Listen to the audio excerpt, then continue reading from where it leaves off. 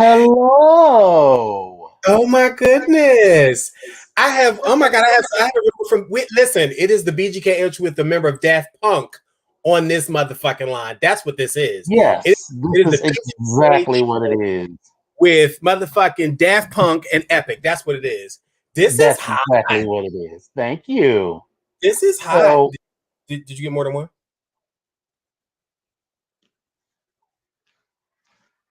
I can certainly show you where they can be procured for less than $20. Uh-huh. Okay. Well, I mean, it's all right. I don't have to necessarily spend that much money because when I'm around you, you know what? I'm not going to help myself to it. I'm just gonna. But yes, okay. You can send me the link. Mm-hmm. I will send you the link because I've got a tracker on this one, and if it happens to grow legs at my house, then I know who I need to come to. So this was the look that I was going to serve the girls on the plane, Right. but Which and is so not though. I mean, yes, it giving me very much of like, listen, I am the third or the fourth member of Daft Punk. I only come on every now and then. Like I just serve up like 2 or 3 beats and that's it. Then I go home. That's what it's serving. exactly. Now, see, I ordered this. I should have ordered. I had been thinking about it for a long time, and I was like, "This is unnecessary. It's unnecessary." But I was like, "Bitch, it's 50. We do an Yeah. extra." So I Yeah. finally ordered it on Sunday with the expectation. Well, I ordered it Monday and got the 1 day shipping because this was the one that I wanted. It just wasn't a settle. This was the one that I wanted. And I was like, okay, perfect. So this will arrive on Tuesday. Then, of course, Tuesday afternoon, got an email saying, oh, this won't be delivered until Wednesday afternoon. I was like, bitch, I'll already be in Florida then. Exactly. Fucking up the So, crew shit. but she's very cute, and she's not very pricey. So, you know, we'll get one for the team. And, it's it's quite festive, and like I can wear my glasses underneath it and everything, so I am good to go and ready to serve the children with my look. So and this is it's sunglasses, so it's really just a big.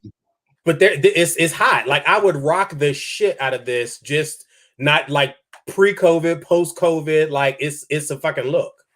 Yes, I mean, like I could see, when we're on the at the amusement park on the roller coaster, just like, yes. Listen, Exactly. I feel like we could give we could give a whole performance, and we'd be like Valentina. I'd like to keep the shield on, I'd like to keep my shield on. Thank you. but Thank you. what that means is that you got to give a performance. You got to Well, you got to work listen, it. You got to work it with the rest of your body, so that even if it's not so much a lip sync performance, it's a body sync performance. listen, you ain't got to get ready when you If stay you ready. stay ready. So I mean, I get it. It's all. I mean, I get it for the younger girls that may be coming up afterwards. They may have a few things that they want to try to understand and try to learn. But Mm-hmm. listen, here it is. You ain't got to get ready unless because you stay ready. That's what this Yes, is. As a God. matter of fact, that's what this episode is tonight. Ladies and gentlemen, welcome to episode number 129 of the motherfucking BGKH show with Dominion and Epic, Hi. because when you stay ready, you don't have to get ready. Yes, What? God. And bitch, I That's what we stayed ready for the foolishness and shenanigans this weekend. So listen, I just want to go ahead and take this time out now and say thank you everyone for joining us. Listen, hey daughter. I see daughters here, Really B, Marcus, I see Louboutin, but I want y'all to please, please, please, because we didn't get to do it on the show, we are going to extend our congratulatory, not even but just accolades and appreciation and flowers to the one and only Dominion Onyx, because it was his birthday and this old bitch just turned 50. God damn Yes, it, bitch. God. So happy belated birthday. Happy birthday. Tell us all about the trip, because I want to hear everything about this trip. Because listen, And actually, one of our sponsors for tonight was also, you picked him up on the cruise. Specific Beauty. Right. So again, you ain't got to get ready when you stay ready, because Specific Beauty is one of our sponsors. Yes, not really. There is no actual contractual relationship between Dominion Onyx, the BGKH show, or Specific Beauty. Specific Beauty is actually it's a product that Travis had been using for years, and when I first saw it, I just thought that name was fucking hilarious. I was like, it's interesting. All right, it's really called Specific Beauty. Okay. So, let's I want to welcome you guys to my go ahead.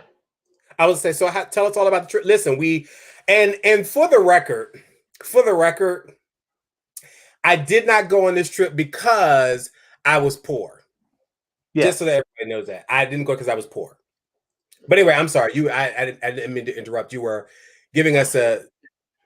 And welcome to the BGKH show on vacation.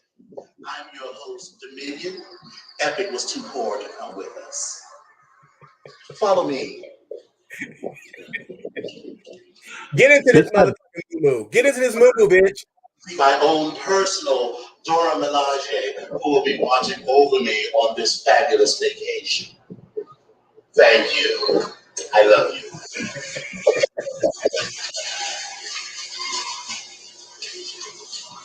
This looks like a comfortable sandal. And how sweet it is. So I actually we'll wait for the first one to finish. Welcome to Lavender Hill. That was the name of my abode for the weekend, is Lavender Hill. So actually the shoe came from Fort Lauderdale. So I had bought a couple of pair of sandals, but I was looking for some water shoes. And so I went to TJ Maxx and Marshalls and Ross and found a cute little pair of blue sandals. I didn't get the water shoes that I wanted, but then I threw the shoes that I had away because I was like, oh, these are festive. So I ended up with those, but I have a list. So I do want to say before we get started that today is the 3-year anniversary of Flatback Sequins with the Pussy Out. So, for those, there, some of us were there. Hallelujah! But what it came to happen that 3 years ago, March 31st, 2018, we had a bar night. And as we are wont to do after a bar night, we went to Denny's. And while we were at Denny's, there were stun guns and tasers. Oh. And this woman walked in mad because her order wasn't ready. And she had on this dress. It was clearly homemade, covered in these huge, wide, flat sequins, but it was so short that her pussy was literally out. I'm not exaggerating. You could see her vagina. That's how short the dress was. I think K9 was there, right? I think K9 was there that night, if I remember correctly. K9 was there, and of course, Keneally was there because he was the one that came up with Flatback Sequins. That's right. And Cardinal was there, and Real, and Khalid was there. It was like a bunch of us. It was like 10 or 12 of us. It was a bunch, yeah. So it was a lot. So anyway, my trip. No, go ahead. You were going to say something. I just got excited because they was getting ready to fight, and I was like, right. And I was like, girl, no. What y'all will not do is fight in my, around me. And when that bitch pulled out the taser and said, and I was like, oh no, I'm out. I'm out.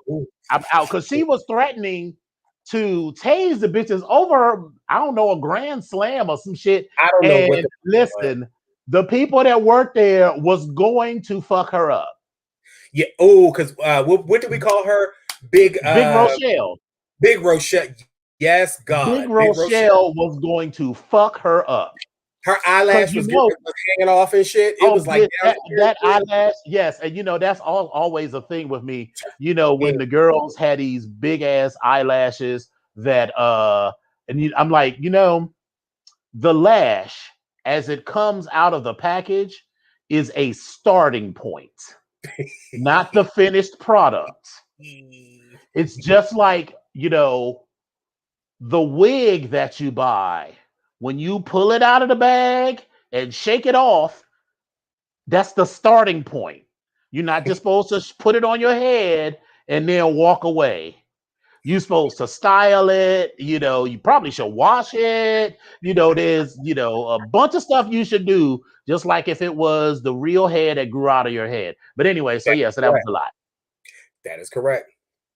So my trip started in Fort Lauderdale. So, there was shenanigans on the airplane. The girls want to try to do the bullshit on Southwest. And she, when you fly Southwest, you A, B, or C. This bitch wanted to fly. She wanted to get on board early, despite having a C boarding card. And she had like 4 or 5 bags, and Southwest already give you 2 bags that you check and 1 bag to go underneath and 1 bag to go on top. Well, this bitch had 2 carry-ons that should have gone on top, and she was going to try to sneaky tippy paws it on the plane, and they pulled her back, and the black gate agent was like, nah, not gonna do it. And then she was like, this is fucking ridiculous. This is ridiculous. I'm calling Southwest Airlines. And the dude was like, 1-800 Southwest or whatever the fuck the number was. He wasn't even bothered. He wasn't even going to allow her to, do whatever. So, of course, being a big black person, no one wanted to sit next to me either in the airport or on the plane, and I'm fine with it. You know what? Y'all can all be shoved in the back of the plane while I had plenty of room to stretch out. So I was good with that. Yeah, now, on the plane, I had my earbuds in because it's just how it is. Individually packaged pack of peanuts. Yes.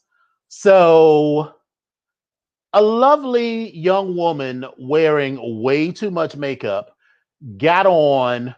And the reason I knew she had on too much makeup was because when she pulled the makeup, the mask back to adjust, bitch, it looked like the Shroud of Turin on the inside of her mask.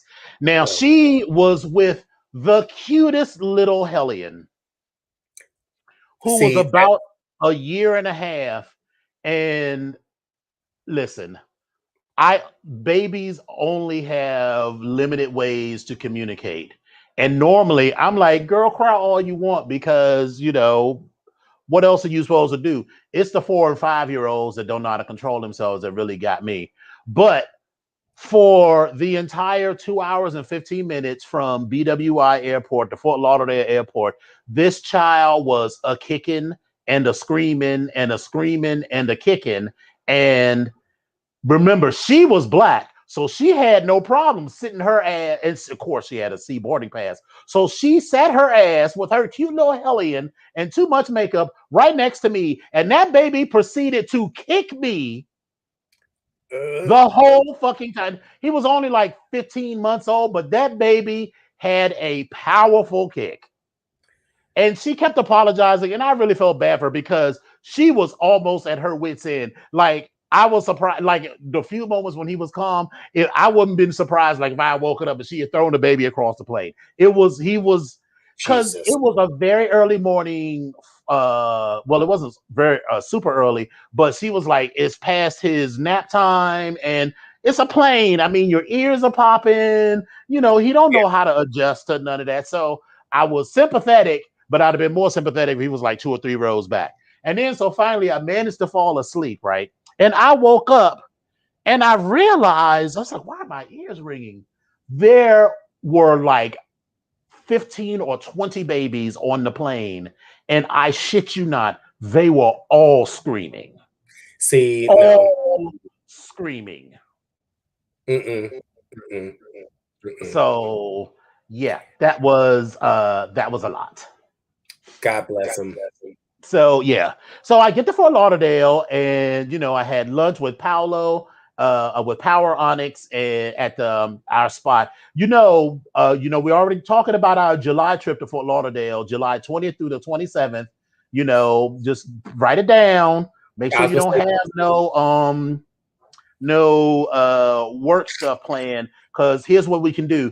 We will probably end up getting a house that's too small for everybody, but if you use your points, get yourself a cheap little hotel, then our house will just be the central sort of meeting spot. You know what I'm saying? Okay, I got you. Well, I'll explain that later. Some of the people, wait a minute. Some of the people that are going are rather diva-ish, and I'm not going to call any names, but their initials start with Bavant Bonix.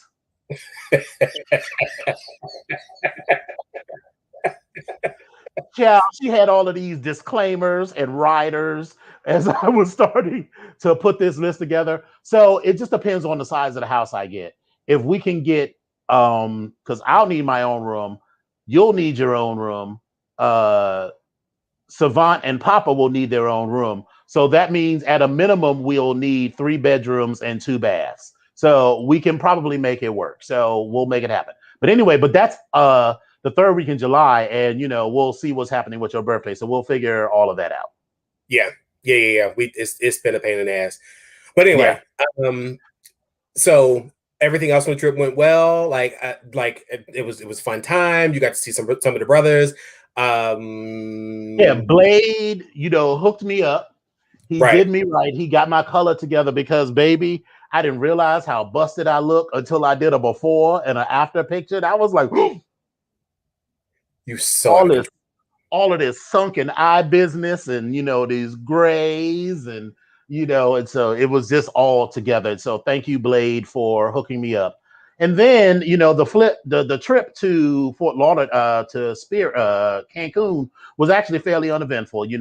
We were on Spirit, so that was an adventure.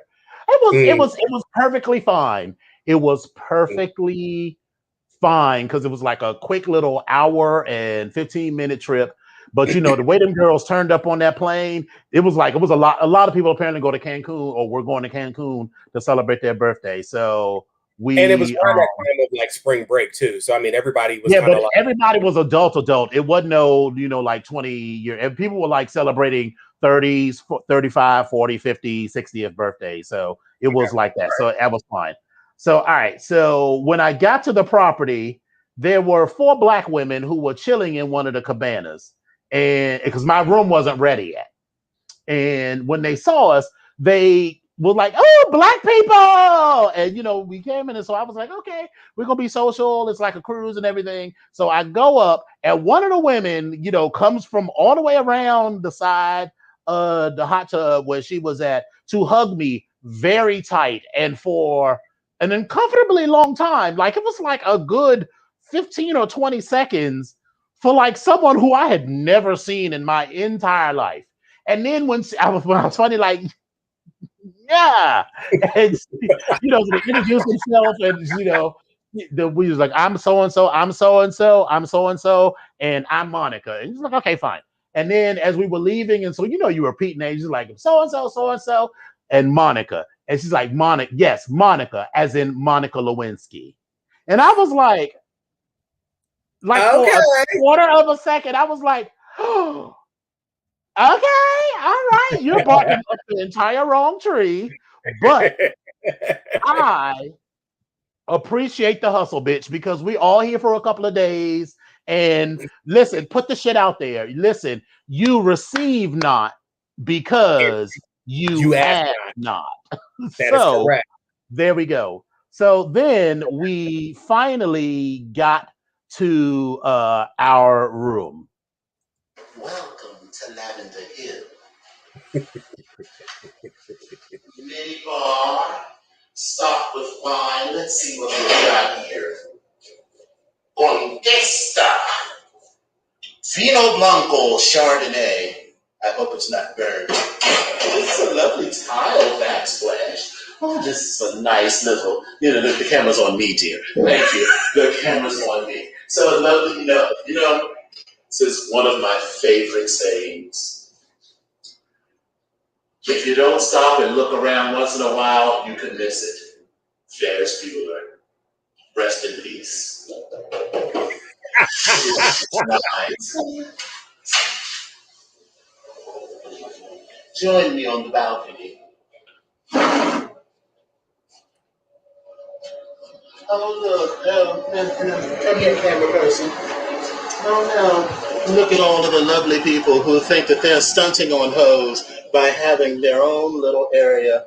But guess who's looking down on you bitches? It must be nice to be lower middle class.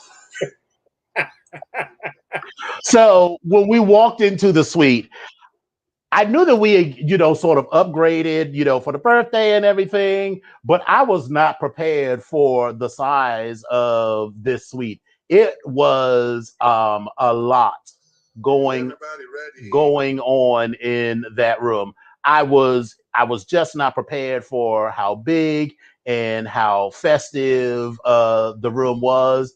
And the first part of the room was very cute. But then we got to the bedroom and, that was a whole lot. So here we go. When other people, when they go on trips, they take pictures of them, in front of the ruins, I was like, you know what? I'm just going to make videos. I chose the artwork in this place myself, because I am an angel. I tell people all the time that I am a ray of goddamn sunshine. And don't you forget it. Of course, here's a quote by my idol, the lovely Marilyn Monroe. I don't know if you've heard of Marilyn Monroe, but she said, keep smiling because life is a beautiful thing and there is so much to smile about. Oh, Marilyn. That's just she's behind this door. Oh my God! This is nice! Oh my God, this is nice! This is a lovely little tub here, just for relaxing and, some lovely seats.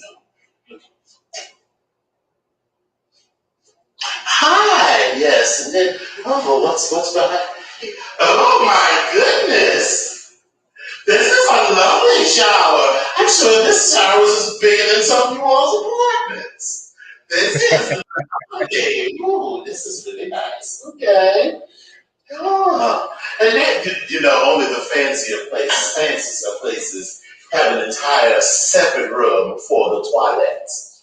This is nice. This is nice. So this is my little humble abode for the weekend. So thank you. And this has been BGKH live from Cancun.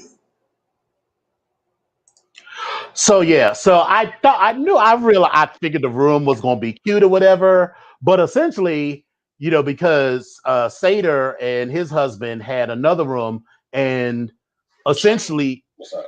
I think we need to spice things up a little bit. Hold on one second. Spaghetti taste. Shut up, Keisha. I know, right? I was like, what the fuck is that? You ain't on this show yet, girl. We ain't call you yet. I know, right? Mind your business. So it was essentially a double suite. And they turned the one other piece to the bedroom. And I have always dreamed of having a bathroom as big as a whole apartment. And it was literally that. I was like, Jesus Christ, this shower, and the rainforest shower head was about 2 feet wide by 2 feet wide, and you just stood under her and just let the water fall on you. And the water, I love a shower that's so hot that it's scalding that you got to back up off it. So I always I always turn it to as hot as it could possibly be to see how hot it can go. And I was like, oh, bitch, this is boiling. And then I had to back it off. But that's what I like, because that lets me know that I can take a real hot shower. Not just a little bullshit warm shower. This was a hot shower. No, I bruise like fruit, honey. No. Oh no. So, Friday, which was my actual birthday, we just sort of screwed around and hung out at the property. Saturday, we went and did some excursions. We went to Tulum, which is, an ancient Maya ruin, and that was cute. It wasn't too taxing, just a lot of walking.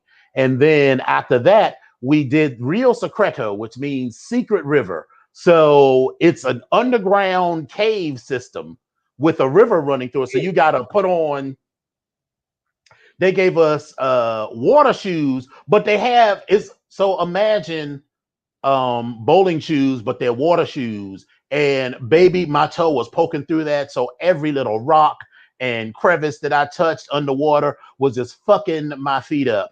And so they give you a wetsuit because there's times when you have to float, and the water was never more than like chest height. So I was never in danger like that. But there were places where the ceiling went from like 8 feet to like 3.5 feet. So bitch, they had me duck walking through it, because you literally had to like sort of duck walk or crab walk to get through these places, bitch. The way my knees was fucked up on the way back.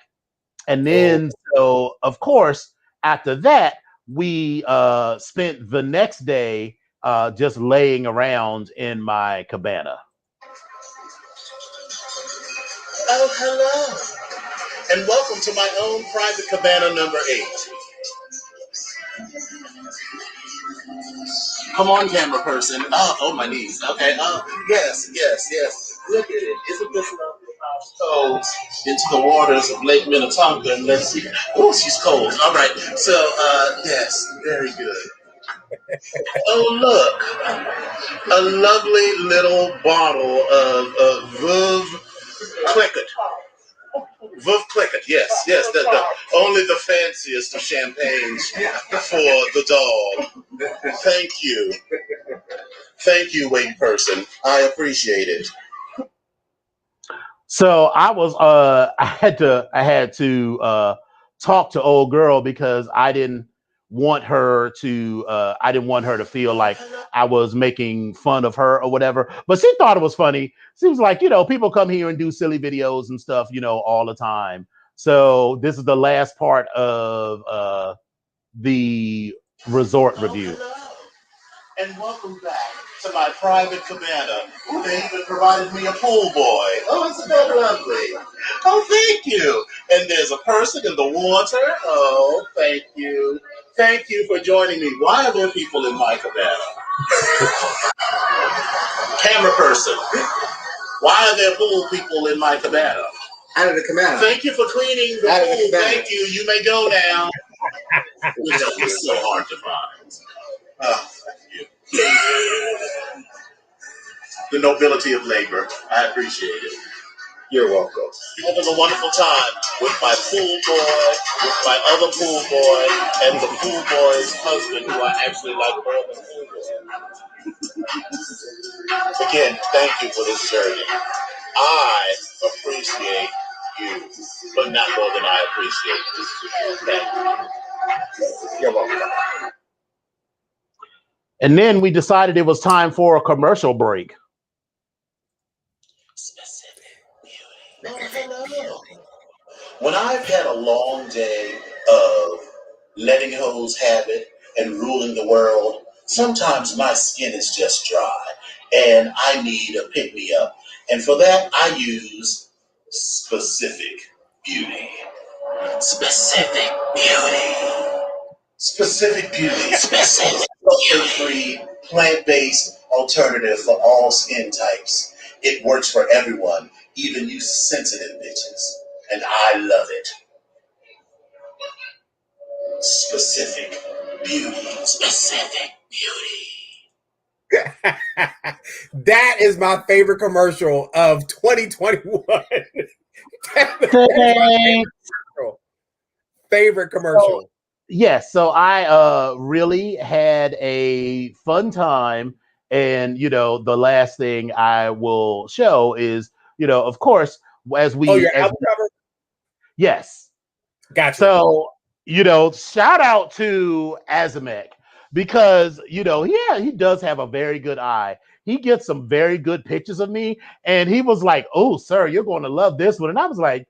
I was just, trying to give you because I took some others that like a little more silly or whatever. And he was like, no, you're really going to like this one. And I was like, okay. All right. All right.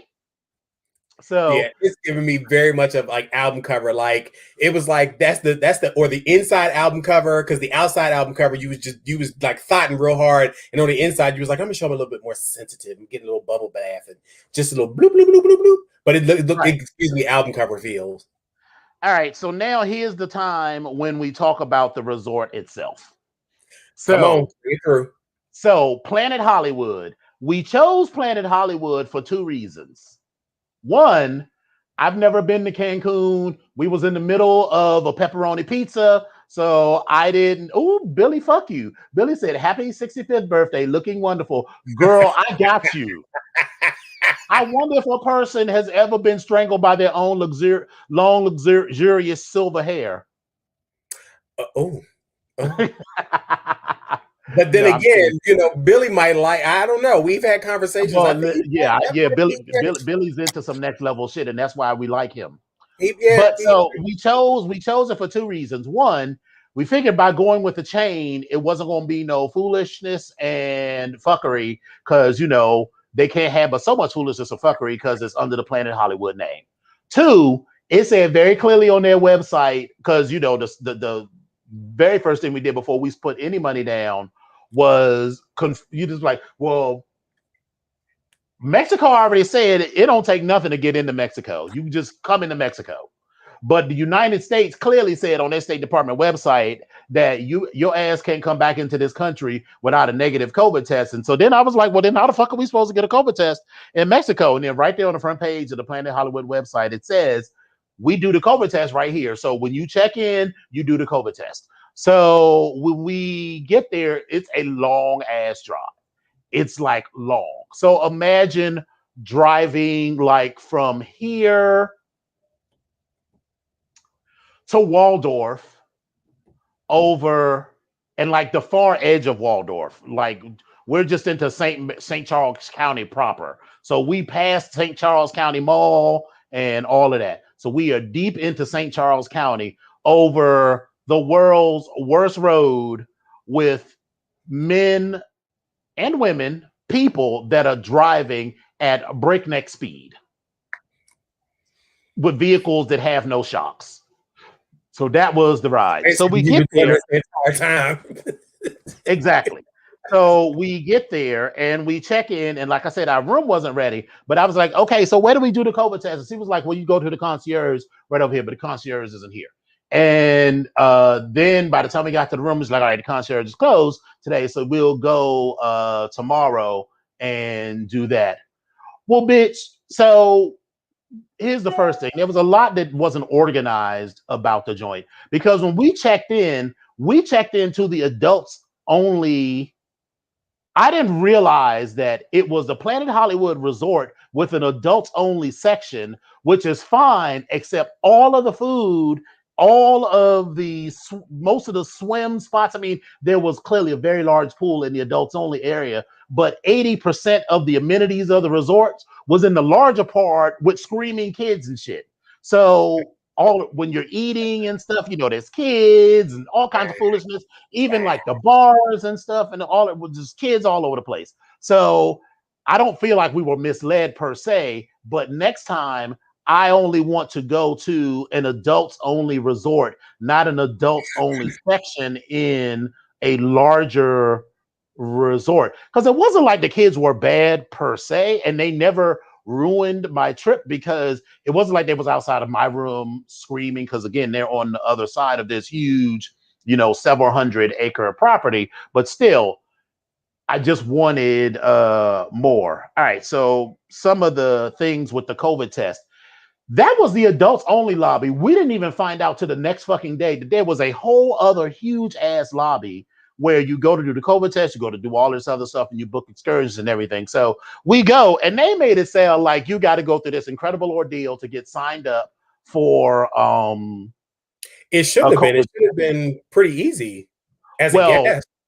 So what they did after making you believe that, you know, there was all this stuff for signing up and you got to wait for the concierge to show up, was this bitch handed me a quarter of a sheet of paper that had clearly been Xeroxed 1,000 times, that had a QR code, and you scan the QR code, you fill out the little form online, and then they email you with an appointment back. I was like, well, y'all could have had that shit pasted on the wall when we checked in.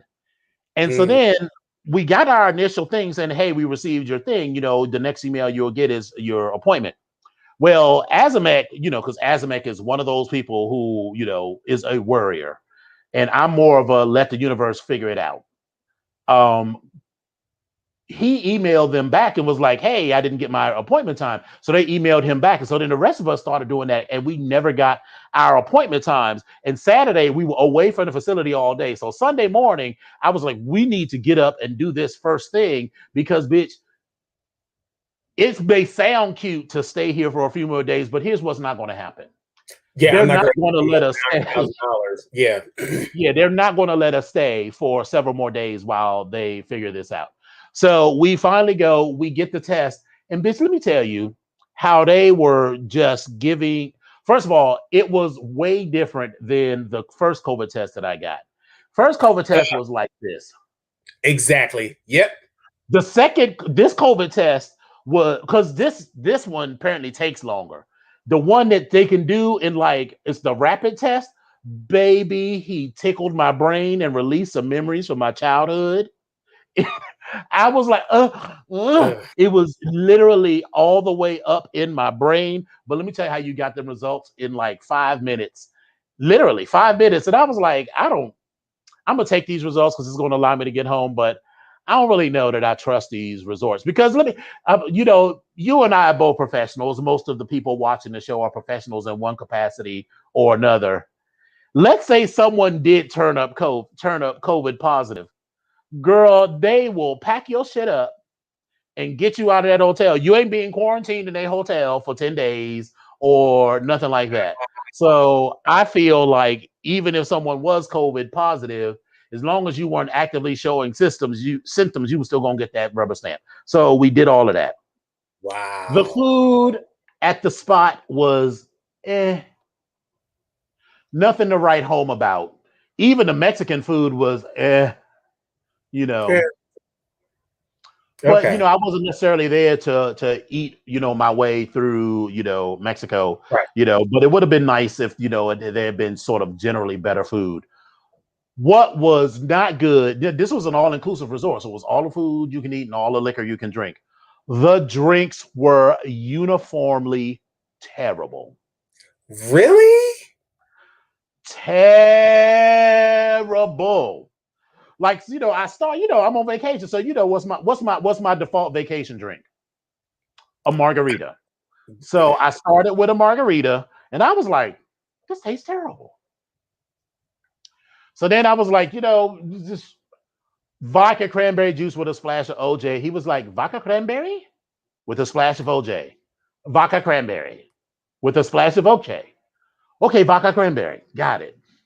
Then they were using some off-brand. I don't even think it was a orange juice and cranberry juice concentrate. I think it's first of all, the orange juice tasted like Tang, and the cranberry juice tasted off. So I think they were using some sort of a cranberry flavored powder and orange flavored powder to make the juices per se. And I think most people, because other people were getting fucked up, so it was a combination of people with terrible palates, and I'm just going to leave it at that. People with terrible palates. And so the one drink, I mean, the champagne was fine and the bottles of wine were fine. The one drink that they did not fuck up that I ended up drinking on several occasions was the lemon drop martini. So that ended up being fine.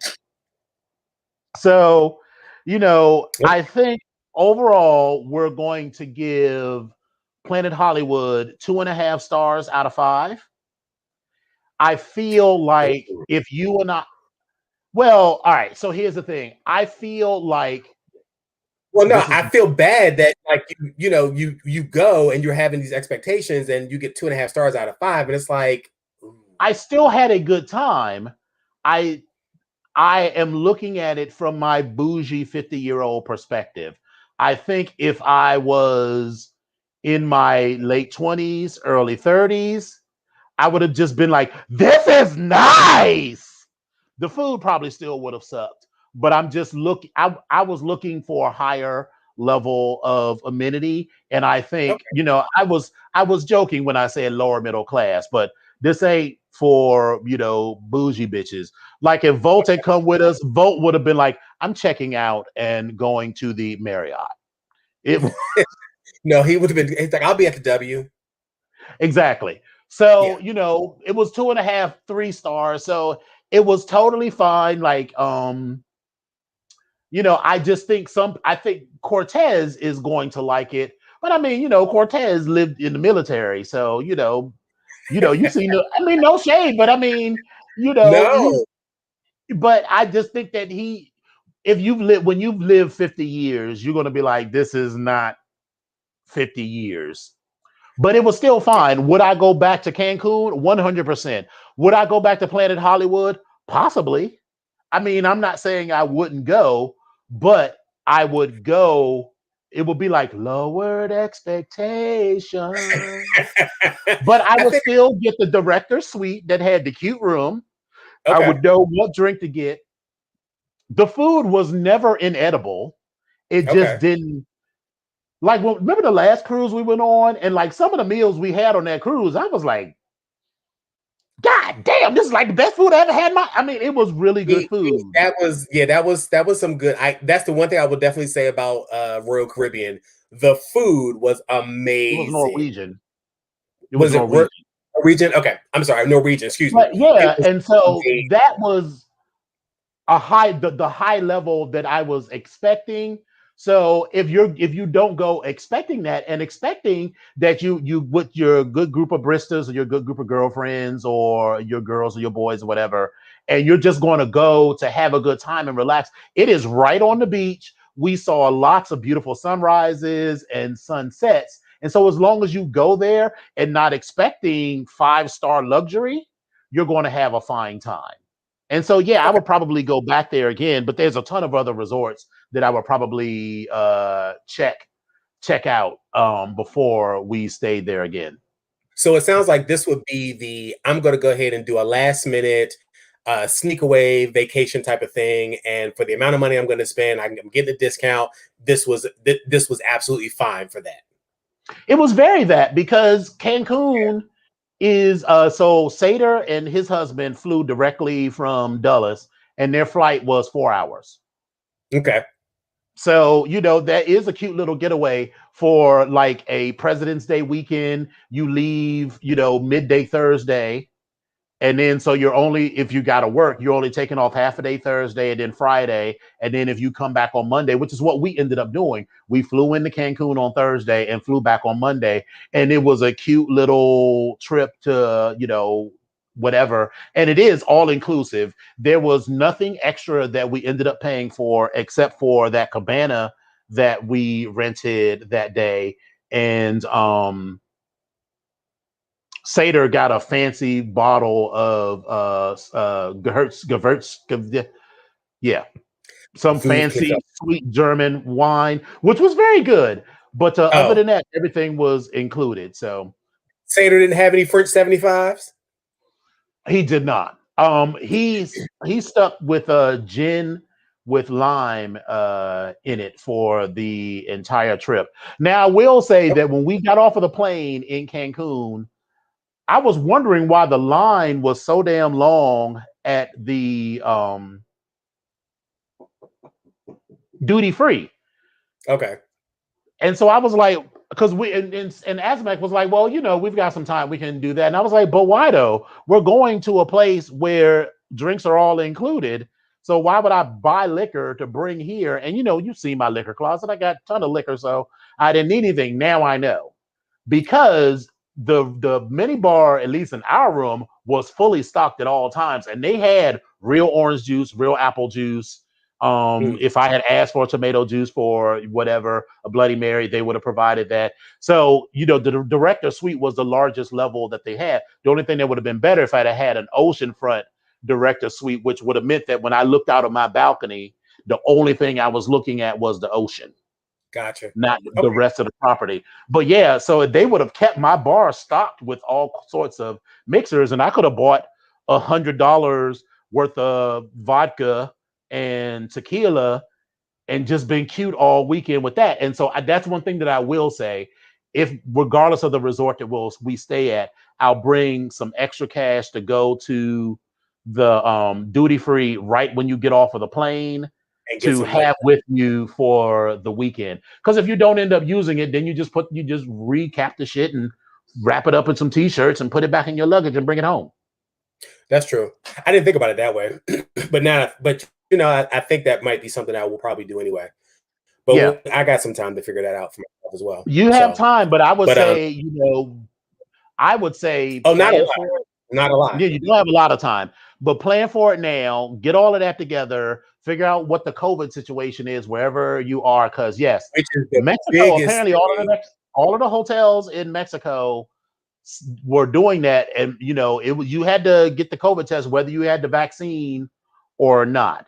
So figure all of that out, and then do some research on the location to make sure you have a full thing. The last thing I'll say is that, like when we went on the cruise ship, they gave you like an exhaustive amount of information about the restaurant, what was on the menu and all that. They even had like an app. I was expecting that kind of experience. I was expecting to download a Planet Hollywood app that would tell me, when all of the activities were, how to book the restaurants, do all that. They ain't have any of that. So do all of that research before you decide to go. And the very last thing that I will say is we booked through Planet Express, and I was prepared for this whole fucking thing to be a stunt. Right up until we got the keys to our room and got in the room, and it was the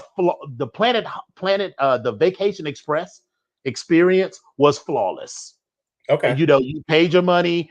All of the transfers that they said they would do, they had your name on the list. There was never anything that Vacation Express had to do. They took care of. It was 100% taken care of, and they were actually on top of it. Like, I got WhatsApp text messages ahead of time saying, on Saturday saying that, hey, on Monday, here's your pickup time.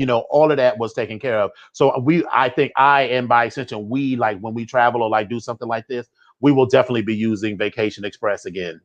Okay, because that's actually what I want to actually use for coming up in for my birthday as well. But the only problem is, again, I'm more so concerned we're at this point, this spikeage and where we are with COVID as far as going outside the country. And so I'm just trying to wait and hold off as long as I can. But I definitely know that sometime during this month of, April's tomorrow, but sometime during the month of April, I know exactly what I'm going to be doing. Bitch, let me tell you how my anxiety was a little bit low key, high key, because I got to the airport at BWI and I was like, these people are awfully close. I felt like I wanted to have a collar on that had like a 6-foot radius so that no one could. It was like, get away. Right. Within 6 feet of me. And like people were all, how Southwest is, they're all jammed up to get on the plane. And I was like, bitch, people are actually sitting next to me. And I was just like, and then when we got to Florida, I was like, these girls aren't wearing masks.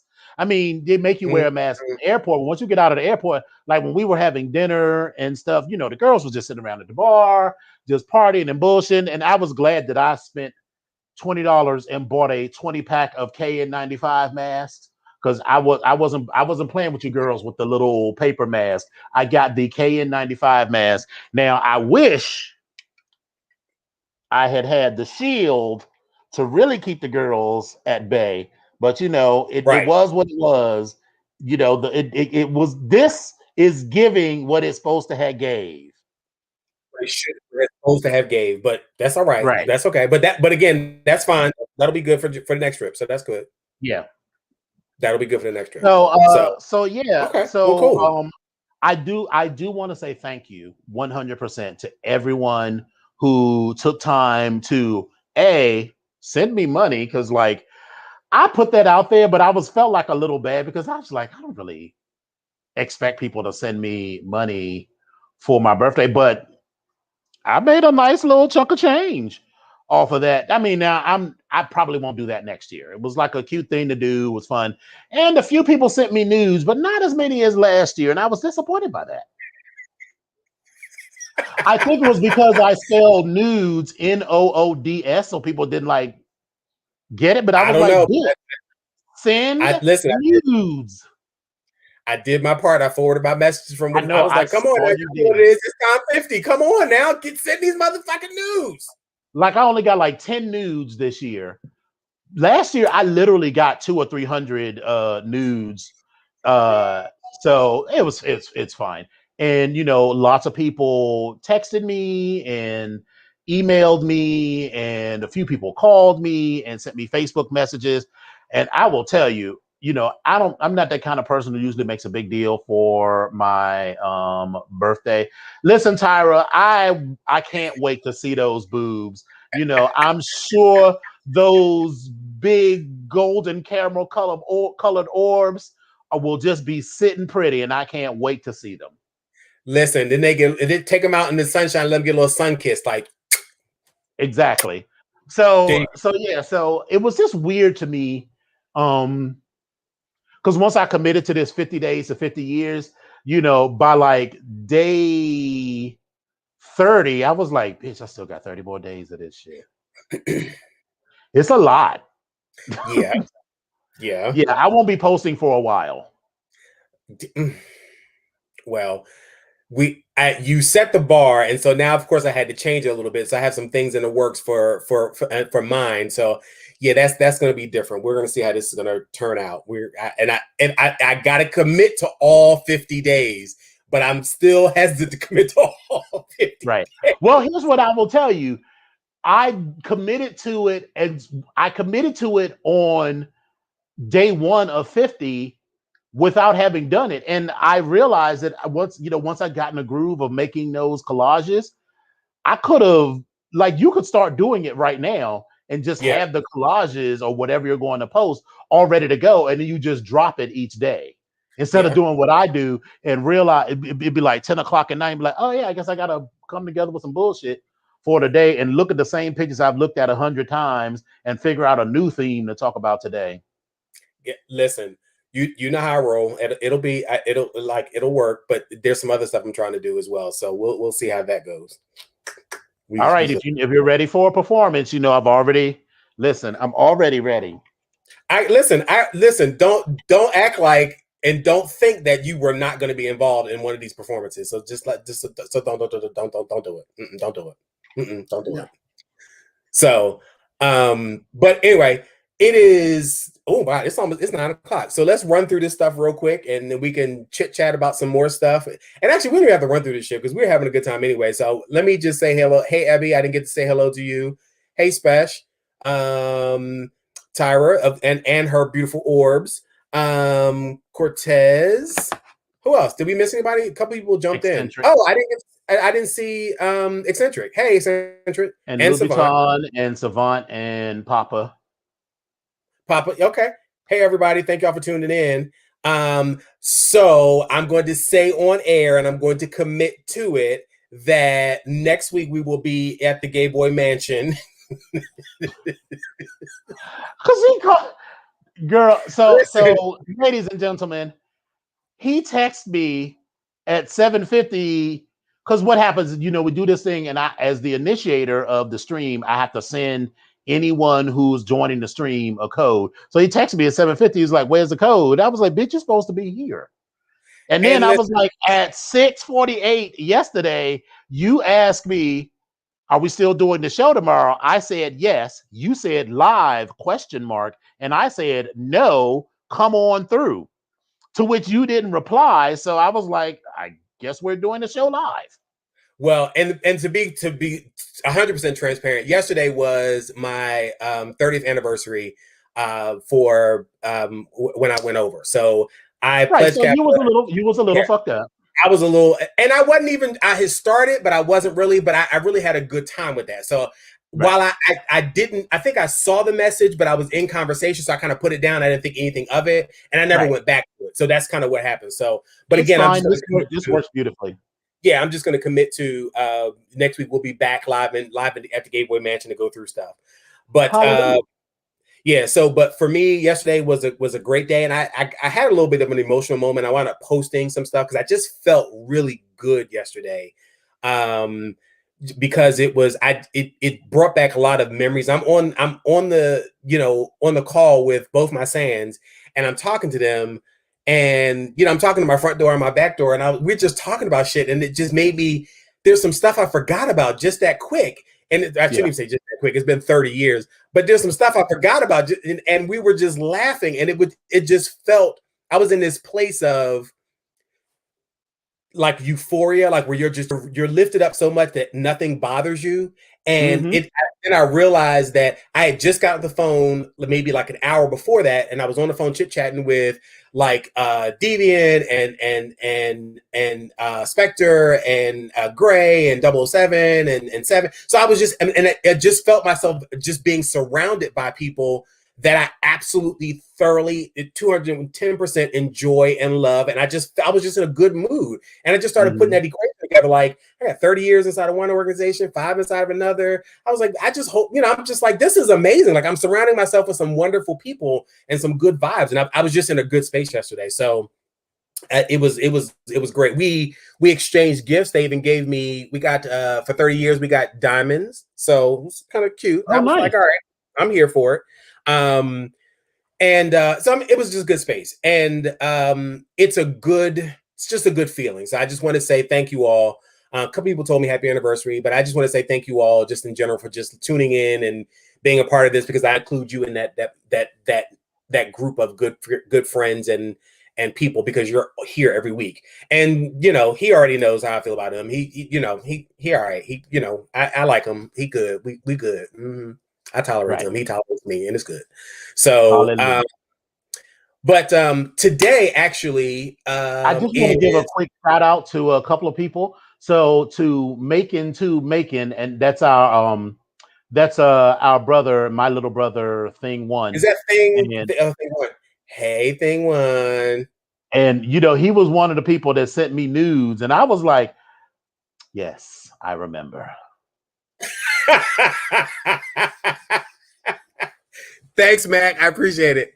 And I saw Mac and them. The Mac Pack posted a video talking about Lil Nas X's video. Baby, listen. And I had to have words with Cortez because he was making eyes and talking smart about my man. Lil Nas? Yes, that's my man. Lil Nas X? Yes, that's my man. Lil Nas? Yes, X. my man. Little Nas X? Yes, that's my man. Okay, well, I'll support you. But you don't think listen, it took me a moment, because first of all, he was very young. And then I was like, he's 22 years old now, so he's legal. And so let's just examine this. He's 22 years old. Not only is he less than half of your age, you are more than able to be his father, and you not quite. You could you're his daddy. Yeah, absolutely. Mm-hmm. I could be. And to be quite honest, you really could be his grandfather. We just gonna keep it 100% real. First of all, fuck you and all you stand for. I'm just saying. You don't know. Maybe he likes older men. No, I listen, mean, there's child, I nothing don't wrong have. with that. Oh, Ain't he nothing wrong. just turned 21. Oh, Accenture says he just turned 21. So I may have to. Girl, fuck that. Listen, I'm grown. I'm growing into my cougar phase. No, really, I am not them. I'm not that kind who. I Listen, don't be. I'm here for if that's what you like, you know, younger, older, whatever. Like, I'm here for it. I'll support it. But baby, there's a point in time, and I listen. If it happens to me, it happens to me. That's great. But I need to understand what our connection is besides the sex. That's what I need to understand. And we can have a connection. We just have to have a whole lot of conversation and see what's going on. That's all I'm saying.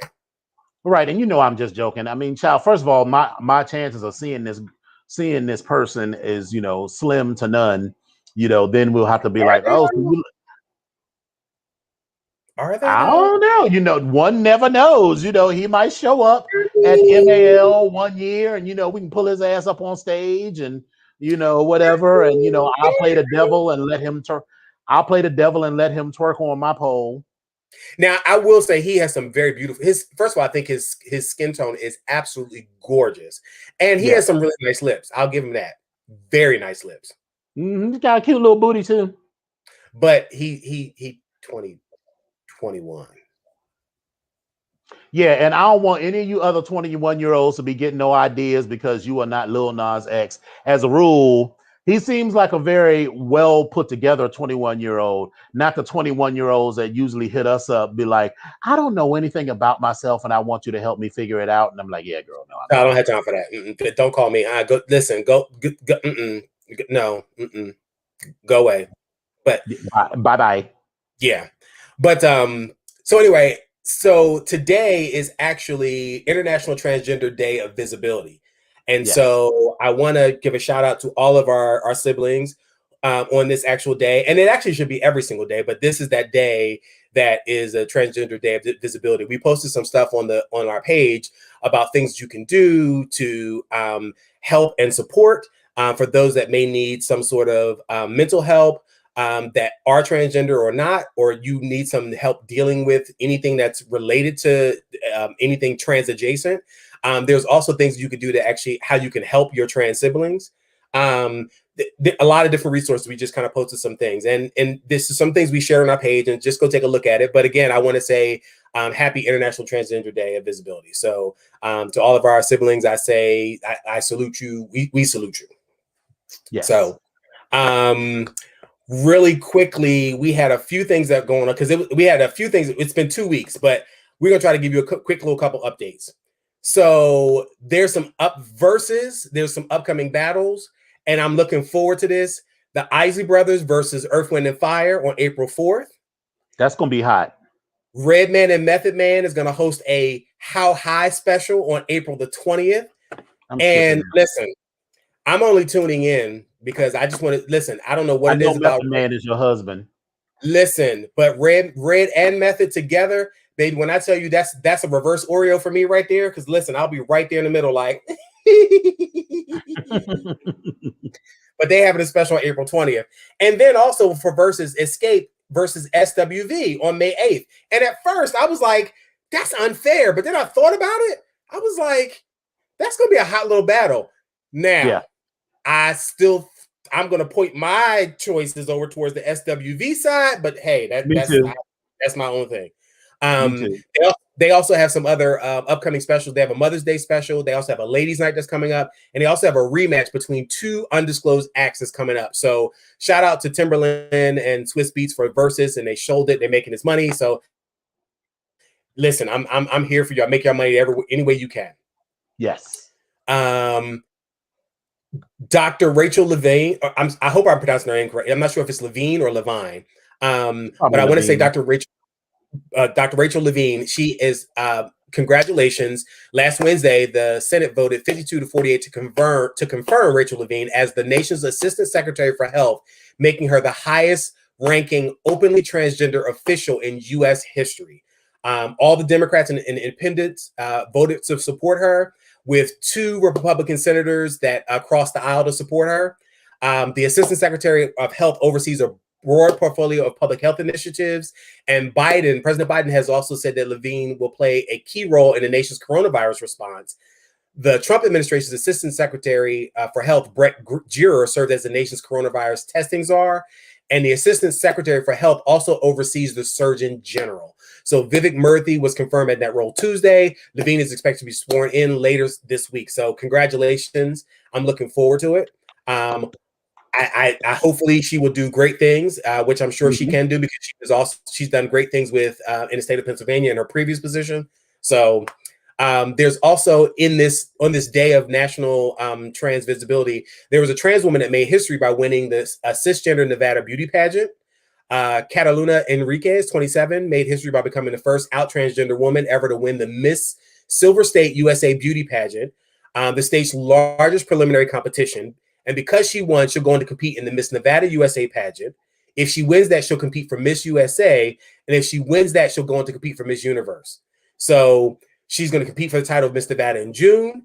There are some judges and competitions that she said that may be biased against her trans identity, but she said she's determined to use her platform to change prejudice and raise awareness about mental health issues, mental health access across the country. So shout out to Cataluna. Hopefully great things we'll get to see her a lot, and greater things will happen for her as the year goes on. Did you hear about this passenger on an LAX bound flight that actually tried to open the door? I'm just now reading it, and I'm just like, it doesn't shock me that it's Spirit. Now, you know, the girls stunt on Spirit, but Spirit is one of the most profitable airlines. So, you know, you can stunt. You know why they're profitable? You know why they're profitable? Because you pay for air on Spirit. That's what it is. You're paying for air. You pay for every damn thing else. You pay for the air. You pay for the individually packaged peanuts. You pay for the individually packaged straw. And that's, you know, what they're really doing. It's the same way, like, you know, it's not a payday loan, but, you know, it's this mentality of, oh, I'm getting something for a discount. But when you add up the costs, you know, if you was going to fly on Delta, you know, you were going to pay $300 for this flight. Okay, so you paid only $195 for this flight on Spirit. You think you're doing cute. But, you know, wherever you were going, you're still going to, unless you are just going away. Like, let's say we decided we were going to go away to Fort Lauderdale for the weekend, and we're just going to party and bullshit and don't need nothing for the weekend. The only way you would end up only paying that $195 is if you didn't have anything but a single bag that fits under the seat. Because if you want to check anything, if you want to, and that's if you don't want to choose your seat. If you want to choose your seat, you've got to pay. If you want to put anything in the overheads, you have to pay. If you want to check your bags, you have to pay. So again, that's why I just fly Southwest, because they've already built all that calculation into it. Ain't nobody going to be bothering me about putting my bags up on top. You know, I get 2 bags at 50 pounds a piece to put underneath the plane, and everything is cool. The only thing it doesn't have is potential for first class. And congratulations on your trip where you actually packed 1 bag and had 1 carry-on. Thank you.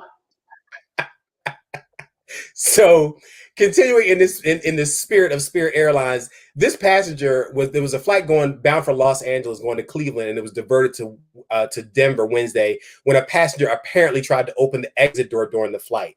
There was video from a passenger on Spirit that showed passengers and crew members restraining the man near the exit door. Someone on the flight who said they wanted to remain unidentified said that the man emerged shirtless from the restroom and tried to open the exit door. Now, here's the thing. This is something I actually didn't even think about, but it's been said that it is important to note that opening a door in flight is impossible due to air pressure inside the cabin, pinning the door against its frame with force stronger than any person could ever overcome. And this is a statement that came from Spirit Airlines. They were saying that their safety is their number 1 priority. And listen, again, when you think about the physics of it, you're like, okay, all right. But the thought of it is still just scary that somebody's actually going to be there to try to open up the damn door and some nonsense. Like who wants that? But anyway, the flight continued to LA once they were once they landed in Denver to get that person off of the flight, and they took that person out on the gurney and restrained, and the officials dealt with that particular person. So, but shout out to all those passengers that was helping them to keep that man restrained while they were in the air. Because that shout out to y'all. And a little bit of mess got stirred up when Gary Owens and his wife Kenya, they have hit the airwaves. Kenya, his wife, announced this past weekend that they're splitting up after 18 years of marriage. There wasn't a reason given, but here's the thing. She included Claudia Jordan in this mess, saying that the person that caused this breakup had something to do with Gary, probably in some sort of cheating situation, but Claudia is denying that she even knows the person. Well, we'll go back a little bit. Kenya actually posted some stuff on Instagram, I think it was either on Twitter, saying that she has all of her information, and she calls this particular person Dallas, Texas, saying that she's going to deal with you in a minute. She's like, you can have him, but you can't disrespect me and my kids in the process. So basically, you are admitting that there was another woman at some particular point. Now, whether she knows Claudia Jordan or not, that's something completely different. But Claudia was not happy about it. She was not having it. She reached out to people that knew her and was like, listen, Kenya, get in touch with me because we can handle this woman to woman. I don't even know who this person is and why I'm in the middle of it. I don't know what's going on. But then also later on, Kenya also posted something saying that it wasn't Claudia Jordan, but instead it was her friend. But she also wanted people to know that she had nothing to do with it. It was Claudia's friend. Now, this confusion that you're feeling right now, as far as how I told the story, was how the story was actually coming out. So I don't know what's going on, but all I do know is Gary Owen and his wife were broken up. There was a cheating incident that was in there, and Claudia Jordan is pissed off because her name was thrown in the mix. That's just what we're gonna do. So right, and here's my thing. If you say you got all of this, whatever, then call a bitch out. Why beat around the bush? You know, if Epic stole my man and I got proof that, well, not stole, but slept with my man, then just say it. Don't refer to him as Pittsburgh, PA. Just say Epic stole my man. If your facts and your proof is all of that, first of all, why even go on social media? Because what is that going to get you? Bitch, I will see you in court. Yeah, like, I mean, at this point, see, this is what 50 brings you. I'm not going to argue with you in public. I'm not going to do all that. Listen, let me go file this paperwork. Now, if we see each other in passing in the airport, I might, I might dot that I real quick, but that's about it. I'll see you at the bank when I'm going to cash my check, when I'm going to make sure my wire transfer came through after I sued this man for 18 years and 2 kids. Are you kidding me? Hell yeah. Right. I'll see you in court. And then it's always, it's always terrible that the person you need to be mad at, you can be mad at this other woman, but the person you need to be mad at is the person that you spent 18 years married to. Absolutely. And I know that it's easier to lash out at this other woman who's probably a complete stranger or relative versus dealing with whatever the issue was that caused the dissolution of your marriage. But that's just such a time-worn theme that the cheated upon partner takes it out on the other woman or other man versus the person that they're in the relationship with. Mm-hmm. So, anywho, what else do we, quickly, I saw Lil Nas's video and I loved it. I mean, he was serving some looks or top of looks. He was giving me the Marie Antoinette tease, and he was giving me the Adam, in the Garden of Eden tease, and definitely giving me the toy boy seducing Satan. That was cute, and I like the imagery of the video, the colors in the video. That red lace front wig was everything. Yes. So that was cute. I like that. And did you get a chance to see the Snyder Cut? I absolutely loved the Snyder Cut version of Justice League. I absolutely loved it. Everything about it. It was a completely different friggin' movie than what was released in the theaters. It was ridiculous. And it was so much better. So much better. Much better. And I'm like, because I'm just like, so y'all had this whole story about Flash going back and basically saving the planet by, winding back time. And y'all did this whole subplot about brunch instead. It was a mess. It's the thing for me is it brought all the characters together. When you talk about the Justice League, you have all these characters. It brought all the characters together, told bits and pieces of their backstory, and also show how they were vital to the successful working of the Justice League. Like they all had a part to play, all of them. So it was like, nobody was slighted in this version. And I loved how they spent a lot more time with the development of each character. We got to really see what the deal was with Flash and what's the black guy? Cyborg. With Cyborg. I mean, we already know Batman, Superman, and Wonder Woman story, but I think it was good that we got to spend some time with there. I was really excited to see Martian Manhunter and that, cute older light-skinned black dude was apparently always Martian Manhunter. And I like that.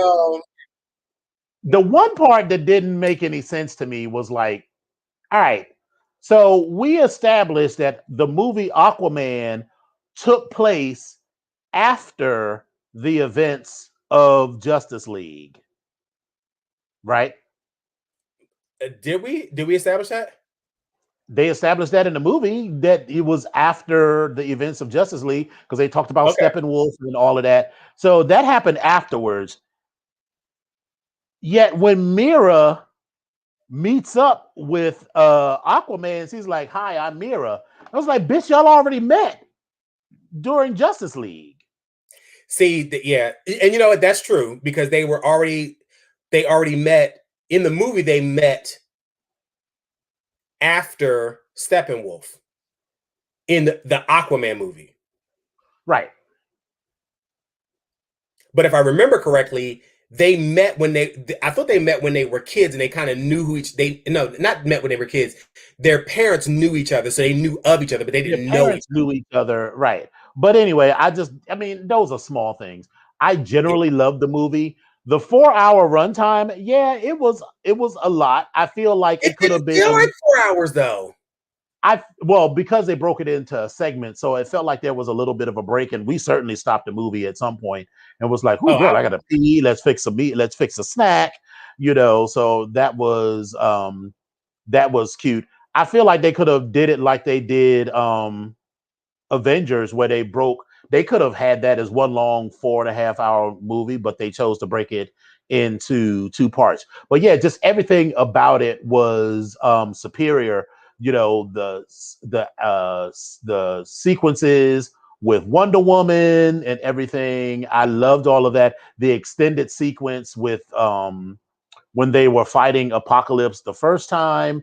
I loved all of that. And, Warner Brothers has said so far that there is no plans to revisit the Snyderverse, but your fans are clamoring.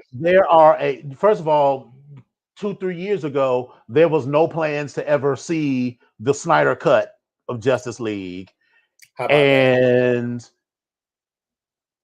I guarantee you, if this had been in the movie theaters, this would be up there verging on Titanic numbers. This is how good that movie is and how many, HBO will be able to see how many people have streamed the movie and how many people have watched it. This 4-hour ass movie, how many people have watched it multiple times. So I think we're going to end up seeing other parts, additional things in this universe greenlit beyond the Flash movie that was already scheduled. And speaking of that, they had the Green Lantern reference. They had a whole bunch of other references in this movie. Yes. So if you're a comic book fan, like you need to check it out. But they also have Warner Brothers won't release the revenue they've made from the Snyder cut as compared to the original version that Josh Whedon did. But listen, y'all, at the end of the day, Warner Brothers, y'all did him dirty. Y'all did Zack Snyder dirty. He had a he lost his daughter. He just couldn't go on with the movie. And you all fucked this movie up, trying to push it And out. the movie was mostly complete. So it seemed like it would have been easier just to finish that movie than to add all of this additional nonsense. Josh Whedon's dumbass wanted to come in and make a whole different movie. But again, but that goes into this other thing, because there's a story out about Josh Whedon, how Vision was born and how he wanted Vision to be born of a perfect body and come up out of the water and all this other stuff. And he wanted to show his penis. Really, Josh Whedon? What does that have to do with anything? Had nothing to do with anything. Ain't nobody trying. I mean, old boy is cute. I mean, you know, I'm a sucker for blue eyes and a British accent, and I would have liked it, but that seems entirely unnecessary for the story. It was unnecessary, but you know, whatever. But Josh got his check, and I ain't even mad at him. I can't even take anything away from him, because when he did Buffy the Vampire Slayer and all that stuff, I liked him. I was like, okay, great. But yeah, I'm not really. No, Zack Snyder should be doing all Zack Snyder should be doing every Justice League or DC Comics movie, because he did amazing with them. Well, you know, there was also some very interesting and very dark subplots that was supposed to happen. Like, you know, part of one of the things that was, you know, considered was that after Superman died, that Bruce Wayne and Lois had an affair. You know, there was also they showed the pregnancy test in the drawer. She had a baby. Well, she had a pregnancy test, because I feel like if she had a baby, they would have said she had a baby. That was a different version. But there's another version where she has a baby, meaning not another version that's actually been made. There's been conversations about her having a baby, and this baby actually growing up to be, I want to say I don't want to say she's the Huntress, but she became some other DC Comics superhero. Mm-hmm. Well, all right, let's. You ready to dive into Drag Race? Yeah, listen, this is gonna be a quick double recap of Drag Race. Listen, we said we're gonna start off the evening with a Rue look of the evening. This was Rue's look in season 13, episode 11. He started out, which I thought was his basic RuPaul McCall's pattern, number 2244. It wasn't terrible. It was nothing spectacular. Yeah. Once again, I like his hair. But this episode started off. It was when Olivia won over Denali after the makeover challenge, and the girls had a lot to say on stage about looks and difficulty levels. Candy was real thirsty for a win. They did this quick mini challenge. Are you smarter than the pit crew?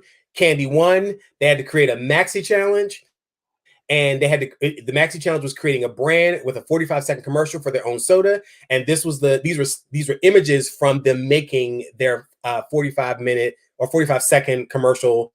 And you can see Rose, you can see Tina, you can see Olivia. And then they went back and put in the visuals afterwards. This next slide shows the rest of the girls. You see Utica, you see Got Mick and Candy, as well as Simone. Utica and this thing, it was a mess. Like she literally and figuratively, her commercial sucked. I'm sorry. Yeah. Tina's commercial, her soda was called Burning Up. Rose's was called Roseade. Olivia was called Live. Simone's was called Sweet Tooth. Utica was called Utican. Candy was called the K Special. Got Mix was called Got Mix Got Sex Juice. It was a lot. Utica's again. Yeah, it sucked. Rose was good. Olivia was just there. Simone's was good. Tina was okay. Got Mick was just like meh. And Candisha Mushmouth, thank you very much, Ebby and Really B, for putting that damn name in my head, was just okay. But it was more so border on the side of bad. But anyway, this next slide talked about their main stage looks for the evening, and it was very much a beast. And so Candy, I don't quite understand. She did this Martian thing with this thing on the back of her, and it was another person. It was hard to explain. It was a no for me. The look that she was giving was latex fantasy, not beast. I don't know what it was. It was just the look was saying no for me. Tina Burner came out as like a demented, sewed together animal or teddy bear of some sort, and it was all right. I actually liked Utica's look. It was all fur. Yeah, Utica's look was nice.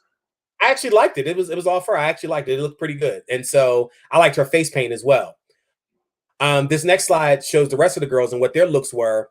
So you see in the red, you see Rose, which was an amazing look.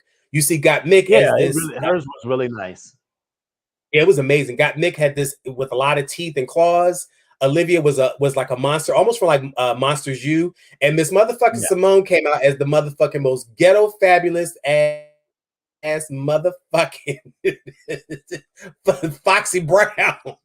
Because she was literally serving furry, but she made it sexy. Yes.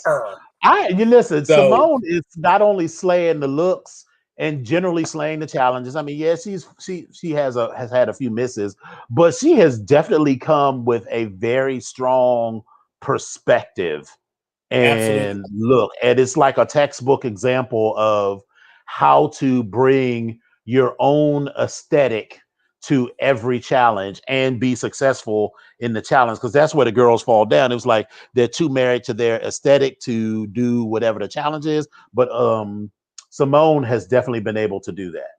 Yeah, and I'm even going to give Rose credit for that as well, because while she has her own aesthetic, she's stuck in it, but she shook out of it a little bit. She's been able to do some things like this red look, which I thought was amazing as well.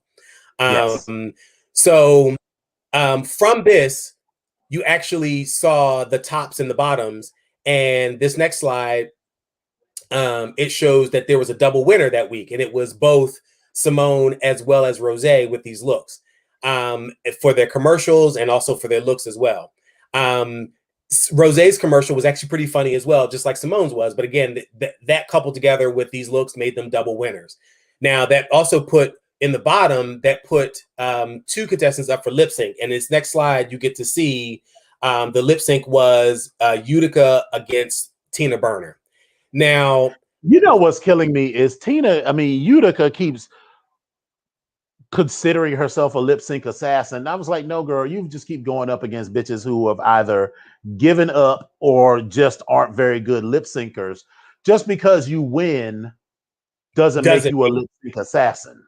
Exactly.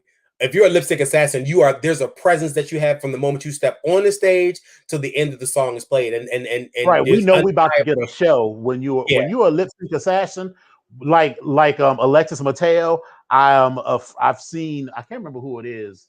A Facebook friend of mine, one of the pledges, potential pledges from Onyx Northwest. He and his partner, I think they were in Miami because he's a flight attendant, and they were at some performance with Alexis. Now Alexis is a lip sync assassin. When she get on the stage, you know you're going to get a show. I love Alexis. She was one of my favorites. I loved Alexis from that season. So it was these two.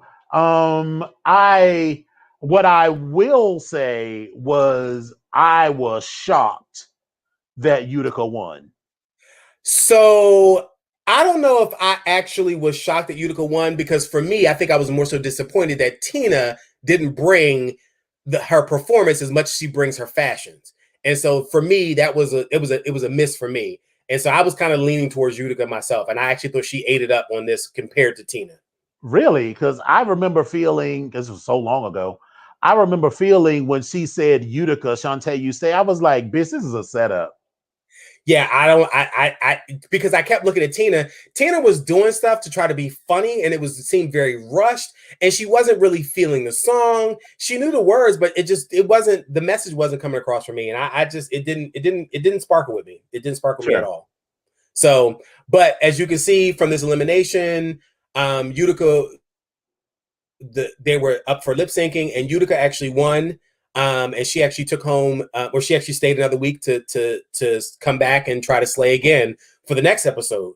And so for episode 12, it started off with Utica feeling sorry, and she was saying how she thinks that she's the next, lip sync assassin, which we just talked about. No, not really, girl. You just kind of went up against all the right people at the right time for you to win, and that's about it.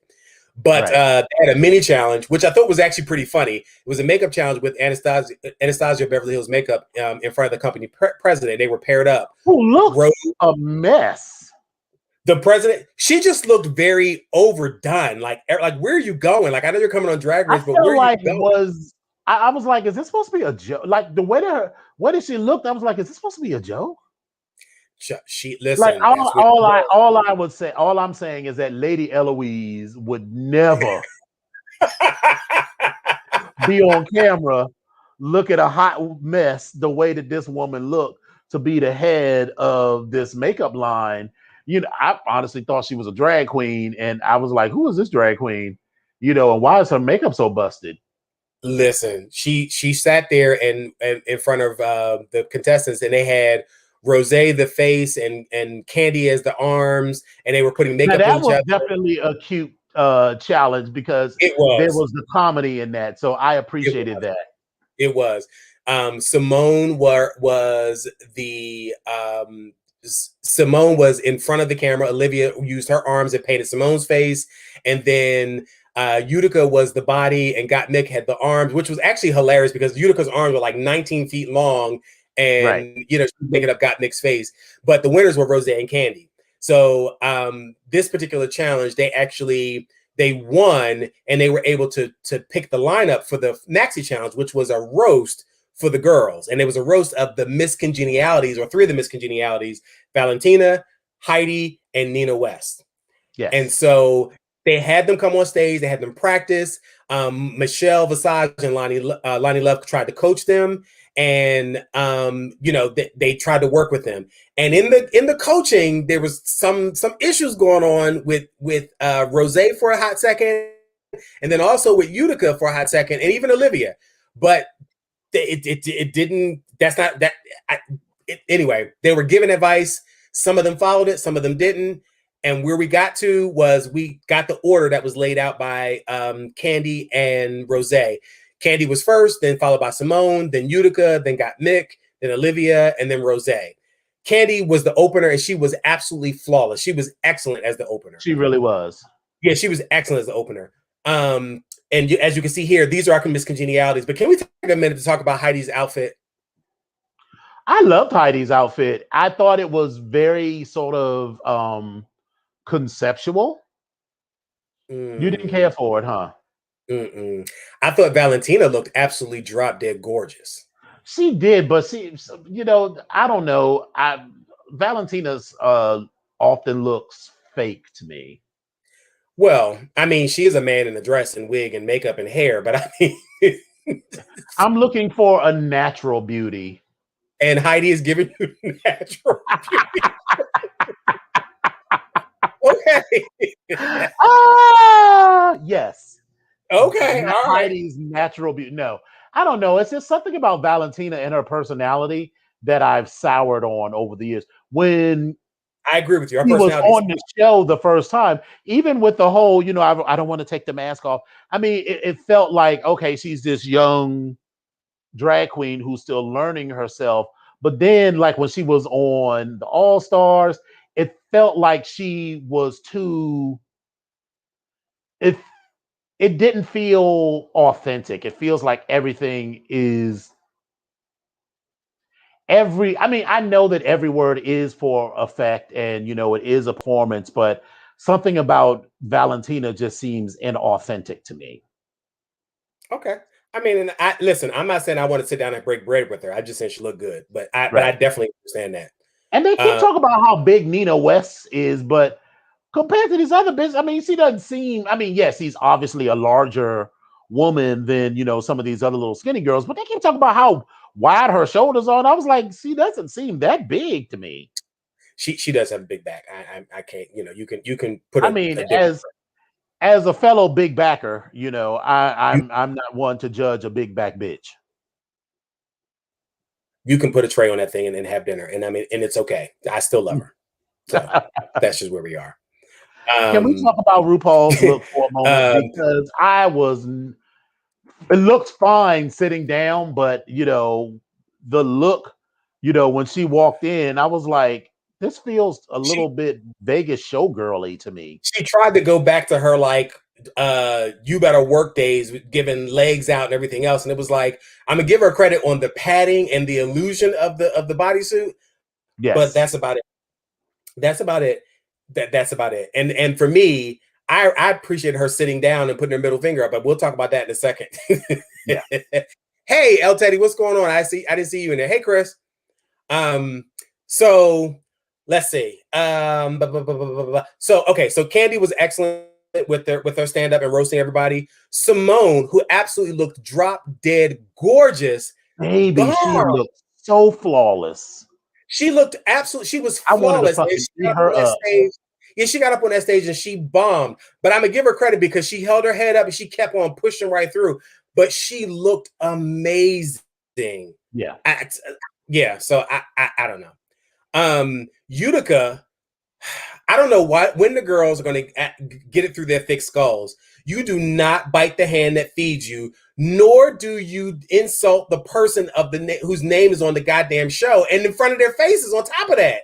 I mean, it's a roast, so you would insult them a little bit, but there's a very fine line. Yes. You go right down the center. Yeah, you can talk about how old Rue is, you know, but it can't go but so far. And again, you know, well, I figured out where some of the shade came from as well. So the outfit that you saw when she came out, you know, it's a bodysuit and her legs are out. Well, they said by the time they got to the taping of the show, Rue was sitting down and didn't stand up because she had on sweatpants. So yeah, so when Utica said, RuPaul, you're a fashion icon, could you stand up for me, please? That's what she was like. Yeah. Okay. So I mean, so that's actually cute, but it didn't make sense to everybody in the audience who didn't know that she was wearing sweatpants. Listen. And my thing is, you know, like with a lot of these challenges, we're on season 13 now. You know, there's going to be a roast of some sort. I mean, it's not difficult. And I was actually reading some commentary online where people were talking about, well, you know, maybe they should get rid of the roast because roast can make people uncomfortable. And I understood where they're going because, you know, drag, like any art form, needs to evolve. And Rue comes from, I mean, Rue is 60 some years old. So, you know, she grew up with, you know, Phyllis Diller and what's the guy? Don Rickles, you know, and Joan Rivers. I mean, she grew up with that kind of comedy. And I just don't think that sort of insult comedy is what the kids are used to these days. And so it feels uncomfortable to them in a way that, to me, like, okay, I mean, you know, you're calling the host of the show old, but that bitch still sign your check every day. So I think even Simone has said that. Oh no, it was Candy. Candy was like, fuck you. Not Candy. Heidi was like, fuck you, fuck you, fuck you. Not you, bitch, because you signed the checks. Fuck you. I mean, you know, so you just gotta know how to do it. But for me, Utica's fault was that she had bad jokes to start with. She had bad jokes. And so here's the thing. You always know that at the roast is going to be Michelle and RuPaul, and there's no requirement that you talk about anybody else. I mean, you don't even necessarily have to talk about the three people that, I mean, you do get roasted, but you know, you get a couple of good Michelle Visage and RuPaul jokes in, and then that's what will make air, and then it'll be funny. And wait a minute, but the part that got me was she went for Lonnie, and Lonnie was like, "But you're the one on stage bombing," which I think was inappropriate. I don't think that was appropriate for her as a judge to say that. Well, wait a minute. How much more appropriate was it? More or less appropriate than Rue saying "fuck you"? But that was part of. I mean, yeah, it was funny, but I don't know. I just think that. I mean, ultimately, I don't really care. But you know, it was already a wrap for her, and so whatever, fuck her. Well, so moving on, you also had the other contestants. You had, like I said, Simone looked beautiful. Utica, like I said, she bombed. Got Mick. She actually was pretty good. I thought she looked great, and she was pretty good. And then Olivia, who was told to be funny versus nice, She struggled a little bit. She landed a couple jokes, and it was aight. Like it was aight. Yeah. But then Rose came through, but she was giving me straight up, and Ruby talked about this. She was giving me straight up like a Paisley Park 1980s. It really was.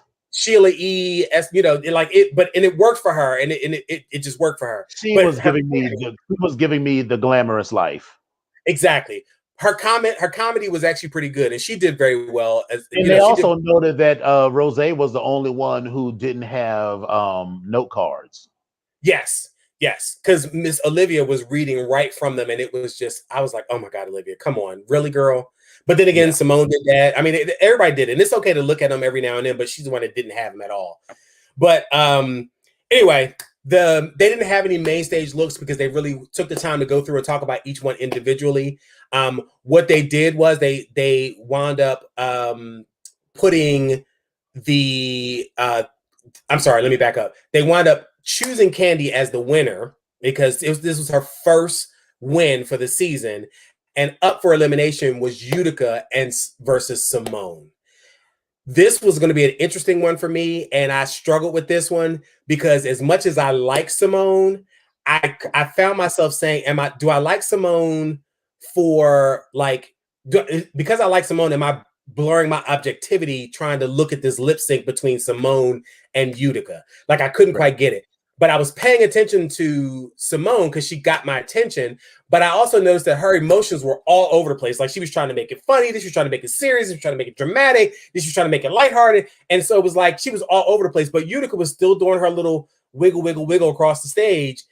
And ultimately, for me, I sided with Simone because I thought that she should have won. But I thought I just was trying to understand whether I was being biased because I liked her. But then again, in this next slide, the judges made a decision, and next slide, you ultimately wind up with Simone being the winner. So Utica went home. That's a tough one because I also thought that I think Olivia is going to be probably on the chopping block for the next one as well because this is weeding out the weaker people by just a hair or two between the weakest and the strongest. Yeah. So I don't know, but congratulations, Simone. You live to slay another week, and we will see what goes on next weekend. So we shall see. We'll see how this actually comes out. But also, today is March the 31st. Godzilla versus King Kong is out today. I just watched it. I'm not finished, so don't say nothing because I'm probably I got maybe an hour left. Oh yeah, well, that's when all of the good shit happens. So that like first the human story is always like, I don't give a shit. I do not give a shit about these. I'm so tired of 11 from Stranger Things. I was like, I don't give a shit about her and her father and their mama and the little kid that died. I don't give a shit about none of that. I don't care about none of that. I just want to see monsters fight, and I want to see them fuck up entire cities and all of that. So I'm here for all of that. So this is where the good stuff starts. Okay, good. So I'm right on time. So all I'll say is we can talk about that next week and let you know what the verdict is, and on a few more things that are going to probably come up between now and next week. So, but that's where we are, folks.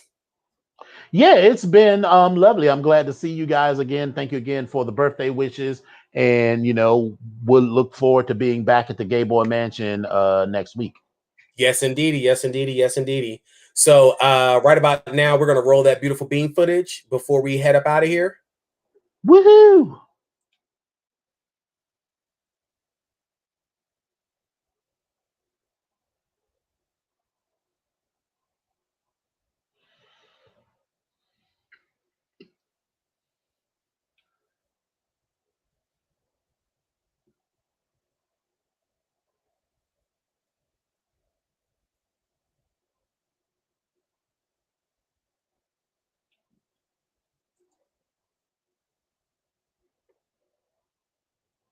Well, all righty then. It has been a a lovely show. I'm glad we got the chance to recap, and I'm looking forward to next week as usual. Yeah, me too. Me too. Me too. So again, you guys, thank you for spending your time with us during this Parabola Pizza.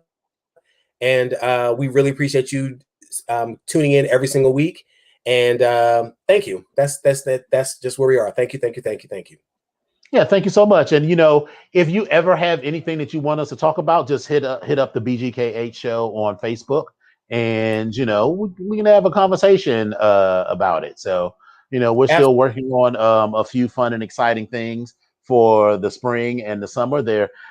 So those videos that I did were actually kind of a test case. Yeah. To see if some other projects that we could do would actually work. And listen, I did all of those in one take. There was no, we're going to record this 15 times and whatever it is. Because the funniest parts were the parts where it was like when my knee, because remember, I had gone to like Rio Secreto. Bitch, when I said, ooh, my knee, bitch, I was my knee for real. So I wasn't bullshitting about my knee, that moment. So, doing it all in one take actually is fun because it's where the comedy lies. Yeah. Well, we have enough time to practice and get it right, but practicing and getting it right doesn't necessarily make it funny. And so I think for us, the comedy, while being good is one thing, but the comedy is more valuable for me, at least. Yeah, I mean, no one's asking us to, well, at least I'm not expecting that we're going to give